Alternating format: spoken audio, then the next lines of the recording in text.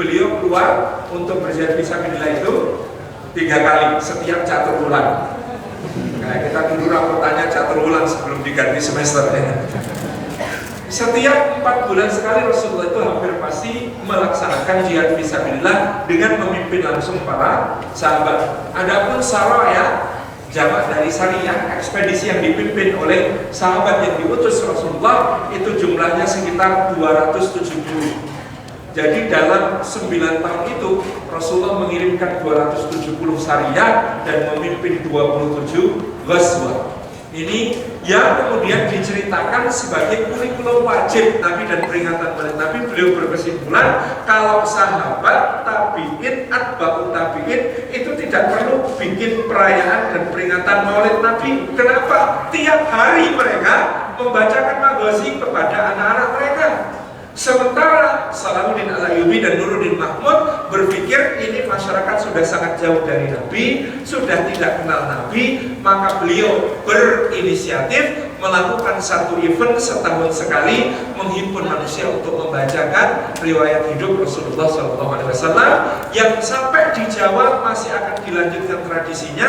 Besok malam ya, Rasul Dalam pun akan rawuh ke Masjid Gede untuk mendengarkan pembacaan riwayat Maulid Nabi SAW, riwayat perjuangan Nabi SAW oleh para kanjeng penghulu. Jadi kita bisa men-track kebiasaan tersebut, core of the core-nya sekaten.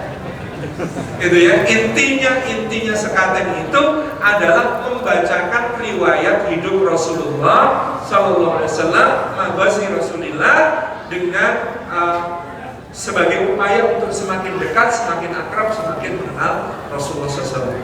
Karena kita tidak bisa seperti para sahabat, tabi'in yang melaksanakannya hampir setiap hari untuk anak-anak mereka, maka kata saya Yusuf Al-Qaradawi, kalau generasi pertama umat Islam ini memang tidak memerlukan Maulid Nabi karena mereka hidup bersama Nabi, karena mereka hidup bersama maghazi dan riwayat-riwayat yang sangat dekat dengan mereka, sehingga ya jangan ditanya, loh ini kan amalnya tidak dilaksanakan oleh para sahabat. Ya enggak, sahabat tidak memerlukan, amalnya tidak dilakukan oleh para tabi'in memang tidak memerlukan karena masih membacakan maghazi setiap hari.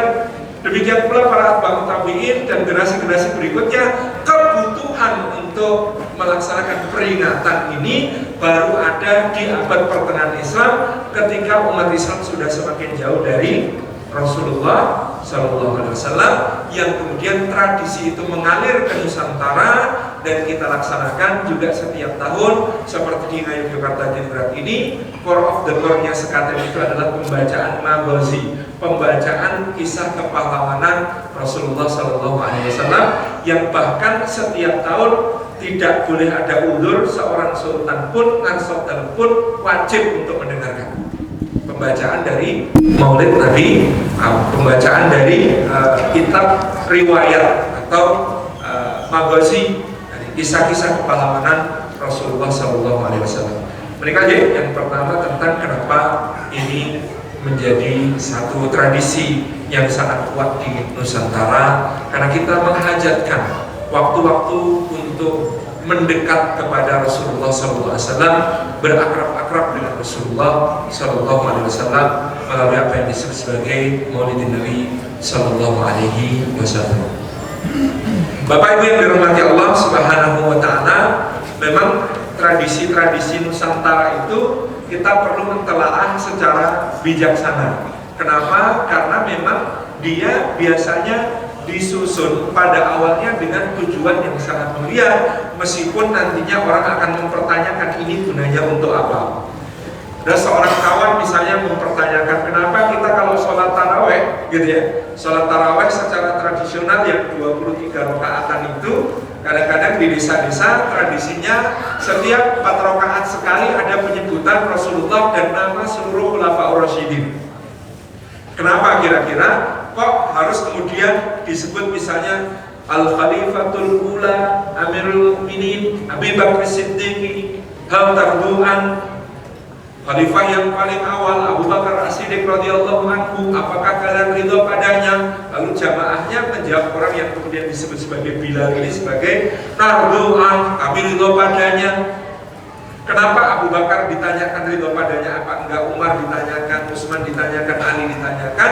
Karena ternyata dulu itu ya, ini digunakan oleh para ulama untuk menutup pintu-pintu masuknya paham Syiah Rafidhah. Jadi kenapa kok nama Khulafaur Rasyidin disebut? Anak ditanya, kalian apakah ridho kepada Abu Bakar? Itu memfilter umat yang hadir. Karena kalau Syiah Rafidhah pasti kemudian menolak kehadiran Abu Bakar As-Siddiq, menolak kekhalifahan Abu Bakar As-Siddiq. Demikian pula ketika disebut Umar lebih-lebih, atau juga ketika disebut sebagai Utsman, kalau disebut Khalifah Utsman. Ini sama dengan tradisinya Turki Utsmani, di mana kalau penjenengan masuk semua masjid-masjidnya Turki Utsmani, di atas pasti ada kaligrafi Allah, Muhammad, Abu Bakar, Umar, Utsman, Ali, Hasan, Husain. Kenapa kemudian kita bisa melihat nama-nama itu di Hagia Sophia, di Masjid Sultan Ahmed atau Blue Mosque, di Masjid Fatih, di Masjid Ayyub, di Masjid Sazad, di Masjid Sulaiman, di Masjid Salim, semuanya ada kaligrafi nama-nama itu.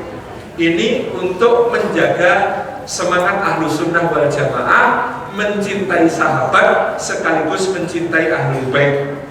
Kalau mencintai sahabat tidak mencintai Ahlul Bait, itu juga keliru, karena ada aliran seperti ini yang muncul pasca munculnya Syiah sebagai reaksi perlawanan. Tetapi ada juga yang hanya mencintai Ahlul Bait tapi tidak mencintai sahabat, yang disebut sebagai orang Rafidhah. Maka untuk menjaga Ahlus Sunnah wal Jamaah ditulislah nama-nama ini: Allah, Muhammad, Abu Bakar, Umar, Utsman, Ali, Hasan, dan Husain. Ini untuk menjaga spirit Ahlus Sunnah wal Jamaah. Ini contoh betapa banyak tradisi Nusantara kalau di-track dengan telaah, maka kita akan menemukan satu akar pemahaman yang sangat kokoh untuk menjaga kemaslahatan umat. Yang kedua yang ingin kita bahas tadi adalah poinnya sekaten.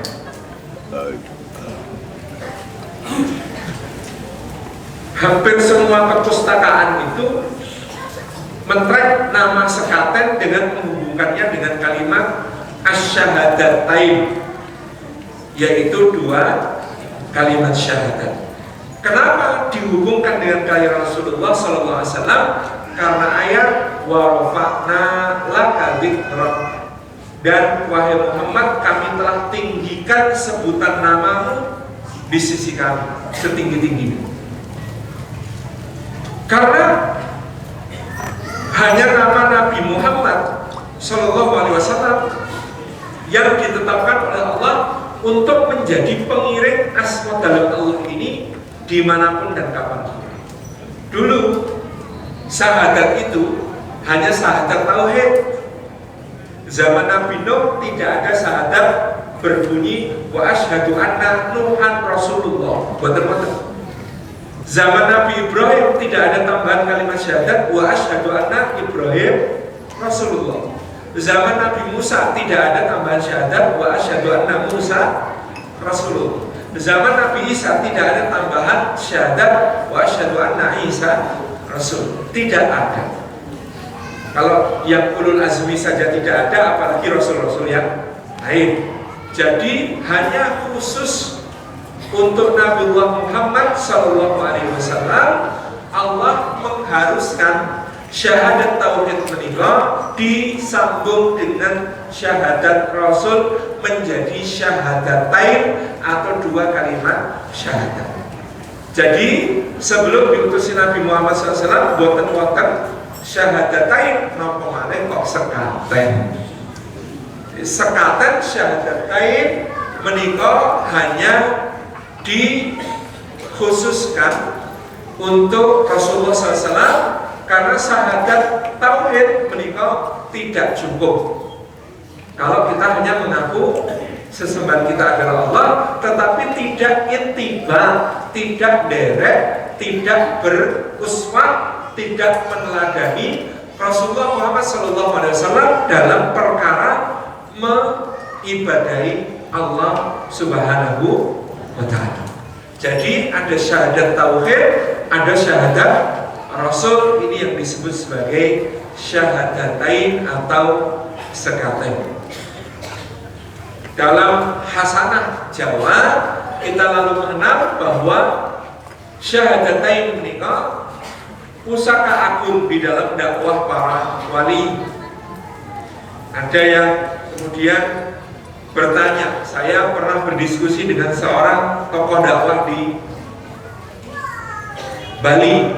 Beliau meyakinkan kepada saya berulang kali, saya saling tetap keliru. Jawa itu keliru. Dalam soal apa?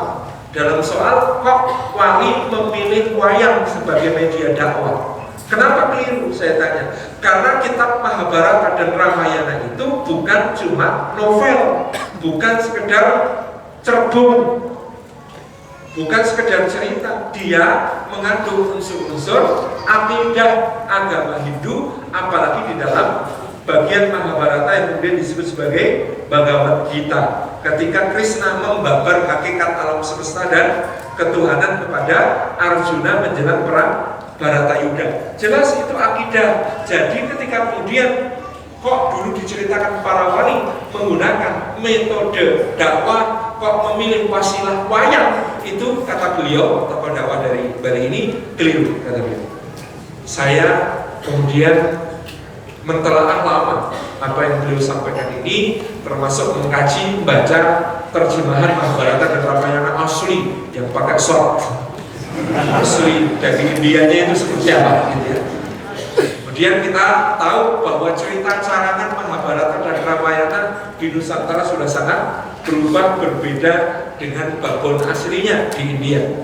Nah, kemudian saya mengkaji satu metode dakwah yang dilakukan oleh seorang nabi di dalam Al-Quran Karim, dan nabi ini bukan sembarang nabi, hanya dia satu-satunya manusia yang disebut sebagai uswatun hasanah selain Rasulullah Muhammad SAW.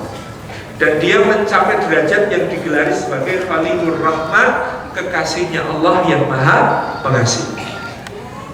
Metode dakwah apakah itu? Metode dakwah dengan menyelami apa yang menjadi keyakinan kaum yang didakwai, kemudian membalik logikanya.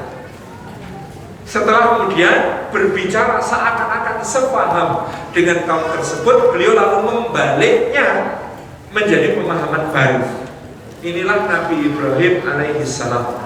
Jadi kalau menurut Imam Al-Qurtubi, dakwahnya Ibrahim itu berkembang. Satu, dakwah dengan yang kita sangat kenal ceritanya, beliau satu hari ketika terjadi perayaan di mana kaumnya karnaval di jalan-jalan, dia masuk bawa kapak ke altar tempat pemujaan berhala-berhala, dikeprui berhala-berhalanya, kemudian disisakan paling besar, kapaknya dikalungkan kepada berhala paling besar. Apa yang kemudian terjadi?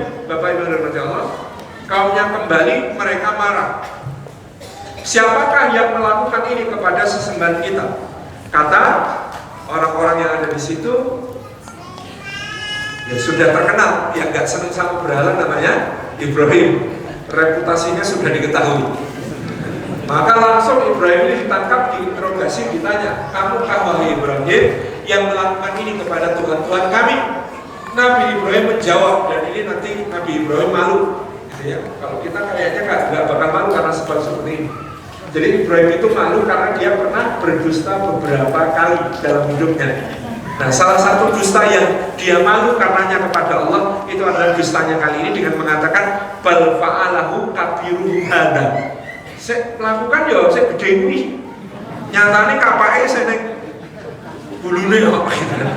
Nah, ini salah satu bohongnya Nabi Ibrahim yang nanti beliau mengatakan aku malu karena itu kepada Allah. Nah, awake dhewe ngono lah ya. Niatnya kan dakwah, ya kan? Tapi itu sudah cukup. Nanti Nabi Ibrahim mengatakan aku malu kepada Allah karena aku pernah berbohong. Jadi salah satunya ini bal fa'alahu kabiruhum hada. Ini yang paling gede yang melakukan. Nyatanya tuh kapaknya masih di lehernya. Kaumnya mengatakan bagaimana mungkin dia bisa melakukannya padahal dia cuma batu. Kata Ibrahim, nah kalau cuma batu, nggak bisa dengar, nggak bisa ngomong, nggak bisa melakukan apa-apa, kenapa kalian sembah? Dakwahnya Nabi Ibrahim dalam soal logika telah buatan yang ini, telah berdebat dengan kaum masa yang banyak ini. Apakah kemudian Ibrahim menang logika atau kalah logika? Menang, telah. Tapi apa yang kemudian terjadi? Apakah semuanya beriman karena kalah debat dengan Ibrahim?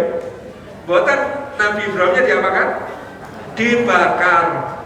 Itulah kalau kita memakai upaya amar ma'ruf nahi munkar agak anarkis, itu akibatnya bisa kayak Nabi Ibrahim. Bedanya Nabi Ibrahim ditolong Allah, kita belum tentu gitu ya. Itu masalah gitu ya.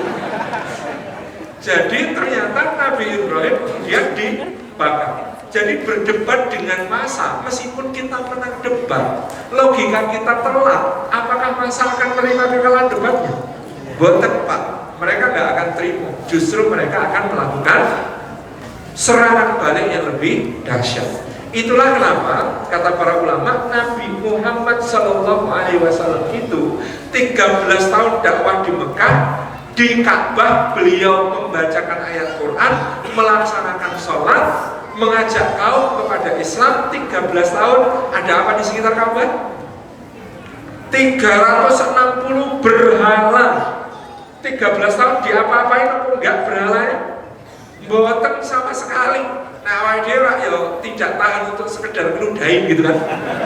Rasulullah boten Pak, 13 tahun sama sekali Rasulullah tidak menyentuh berhala-berhala di sekitar Ka'bah, padahal beliau berdakwah di Ka'bah dengan mengatakan tinggalkan berhala-berhala, sembahlah Allah semata. Tapi berhalanya diapain? Gak diapa-apain. Dan Nabi SAW sangat sabarnya, berhala-berhala itu baru diruntuhkan kapan? Tahun ke-8 Hijriah, berarti 21 tahun sejak beliau memulai dakwah. Siapa yang meruntuhkan? Tangannya siapa? Apakah tangannya Nabi dan para sahabat yang sudah lama masuk Islam saja? Enggak, tangan yang sore sebelumnya masih ngusap-ngusapi minyak wangi, nabur-naburin emas dan perak gitu ya, sujud-sujud nyembah, minta pertolongan supaya diselamatkan dari serangannya Muhammad. Itu hari berikutnya sudah ikut menghancurkan berhalanya sendiri. Misalnya Suhail bin Amr, tokoh perjanjian Hudaybiyah itu dia semangat sekali masuk ke Ka'bah, junjung berhala yang biasanya dia sembah. Aku selama ini tertipu oleh kamu, bro.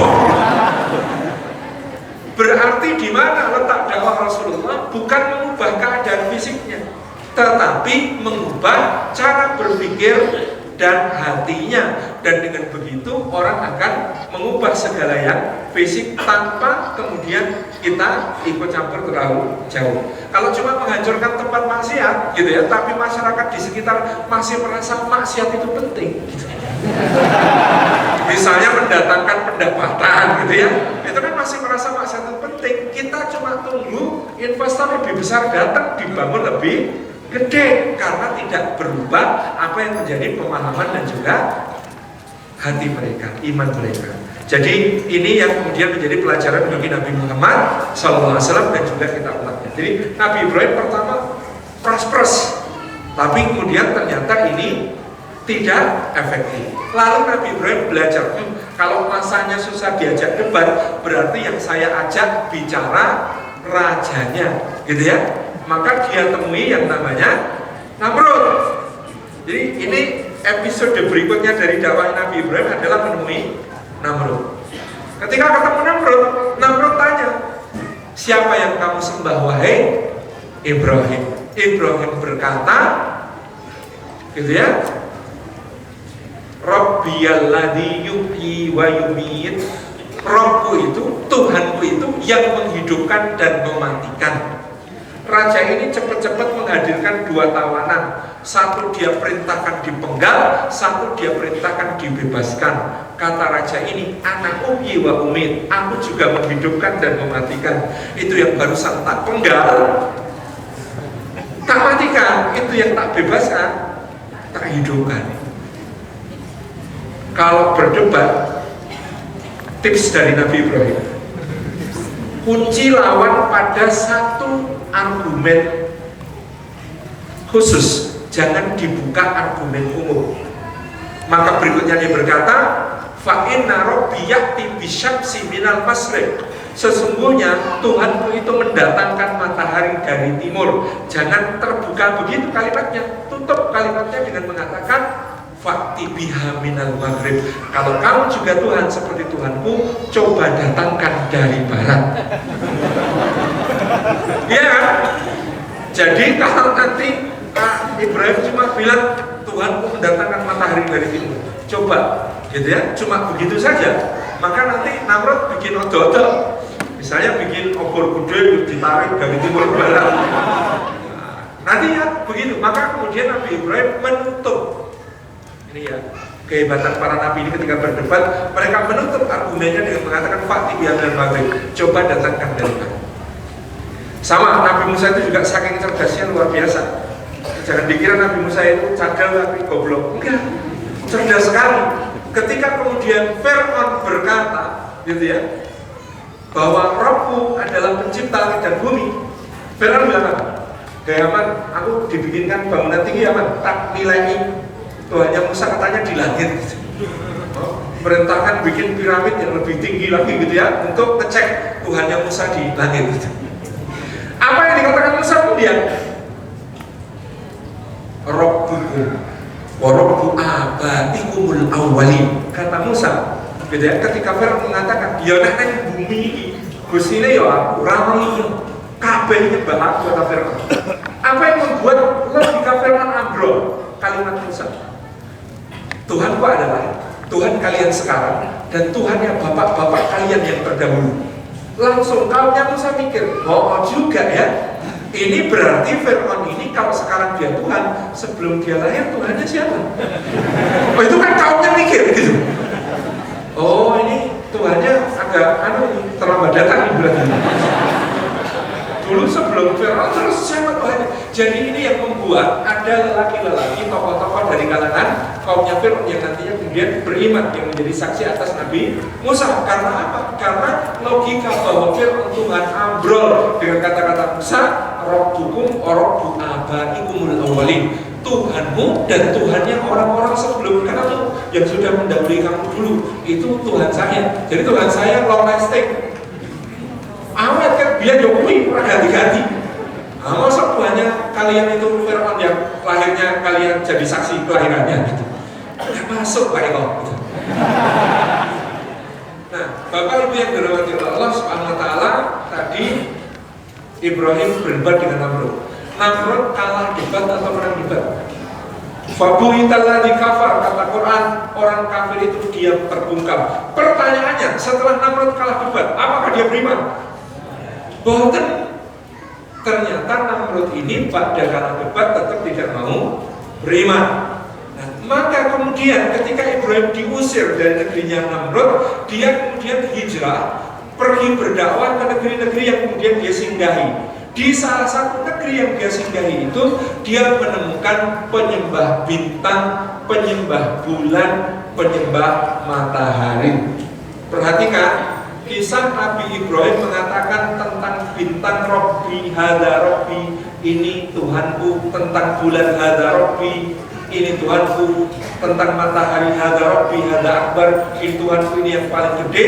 Di Indonesia sering diberi judul Ibrahim mencari Tuhan. Ini dibantah oleh para ulama.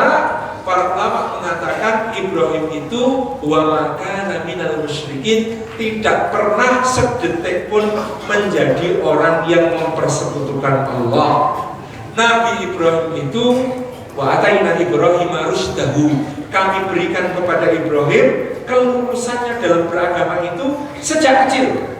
Jadi tidak pernah Nabi Ibrahim itu kehilangan sehingga harus mencari Tuhan. Kalau begitu, kata Imam Al-Qurtubi, kata Imam Ibnu Katsir, kata Imam At-Tabari, semua berkesimpulan ketika Ibrahim mengatakan hada Rabbi, hada Rabbi, hada Rabbi, hada Akbar, tentang bintang, bulan dan matahari, itu bukan Ibrahim mencari Tuhan, tetapi Ibrahim sedang berdakwah. Kok berdakwahnya begitu? Caranya adalah memahami terlebih dahulu logika kaum ini, seakan-akan Ibrahim pro dengan mereka. Paham ya? Bintangnya wafi ya Pak? Bintang kecil ya, di langit yang tinggi. amat banyak hiasan pasang. Jadi memahamkan diri seakan-akan memperlihatkan diri seakan-akan sepaham dengan kaum ini. Kemudian ketika bintang-bintang itu terbenar, Ibrahim berkata langsung bahwa nggak mungkin kan mau sok bus ini dia tenggelam juga, mas tenggelam, saya ngurusin dia sama ini, coba ini yang kemudian dilakukan. Kemudian terlihat bulan. Oh, satu tidak cukup. Kemudian terlihat bulan. Oh, gede kan? Gede itu ketika apa? Purnama. Nah, pada purnama apa yang terjadi? Keluar. Aduh kan? Oh, saya bilang kan? Busnya dewa saya hilang. Wes mungkin ini kan. Kemudian siang hari pun muncul. Maka kemudian Ibrahim mengatakan tentang matahari. Oh, ada akbar. Ini paling gede kan? Nah, dia tetap tenggelam ya kan? Wes naik benih, terus kepiye kan? Itu sama deh. Apa namanya? Di sana Indonesia dulu ada cerita. Wah, orang Amerika sudah mendarat di bulan. Bos, kita saingi, besok kita mendarat di matahari. Terus kata anak buahnya pemimpin, panas pak, kalau di matahari nggak mungkin bisa. Loh, goblok, ya mana katanya bengi.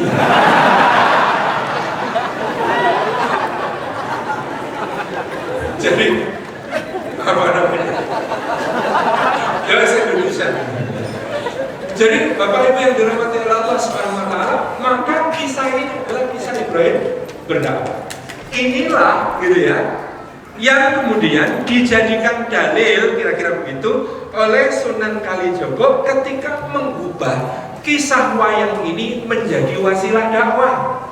Karena orang itu sudah akrab sekali dengan cerita Mahabharata dan Ramayana, kita tidak menemukan satu pendekatan yang lebih efektif daripada itu.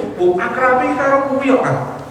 Akrabnya itu sama dengan itu. Kira-kira saya membayangkan Sunan Kalijogo disanggah oleh Sunan Giri sama Sunan Kudus, kemudian beliau mempertahankan argumennya dengan dalil. Nah, ini Nabi Ibrahim berdakwah pakai hada akbar tentang bintang, bulan dan matahari. Masa kita nggak bisa nyebut tentang Batara Bulu, Batara Wisnu, Batara Indra, gitu ya? Batara Brahma, gitu ya? Tetapi kita katakan kepada masyarakat, Batara Bulu kadang-kadang masalah mengikuti hawa nafsunya. Nah, berarti itu bukan kesembahan, berarti itu bukan Tuhan. Nanti bahkan kita bisa selipkan, bisa sampaikan dalam ajaran wayang itu, bahkan bahwa gitu ya, bahwa guru CS itu nyembah Sang Hyang Tunggal, Allahu Ahad, lam yalid walam yulad walam yakul lahu kufuwan ahad. Nah, maka kemudian inilah istidlal yang kemudian ditempuh oleh para wali ketika kemudian menciptakan film animasi pertama di dunia, yaitu wayang kulit itu. Film animasi pertama dulu Pak, sebelum zaman para wali, yang namanya wayang itu dihikayatkan dalam bentuk wayang beber. Di beber itu artinya digambar per adegan, kemudian dari adegan satu pindah ke adegan yang lain, ada naratornya. Itu karena luas beberannya itu hanya sepanjang depan naratornya gitu ya, itu kemudian digeser-geser diputar itu, maka penontonnya itu maksimalnya 12 sampai 20 orang, nggak bisa banyak-banyak. Maka untuk menjadikan tontonan ini kolosal untuk seluruh masyarakat, Sunan Kalijogo mulai menata wayang, menggambarnya bukan per adegan tapi per karakter. Maka gambarnya juga bukan gambar wujud makhluknya seperti apa, tetapi gambar karakter.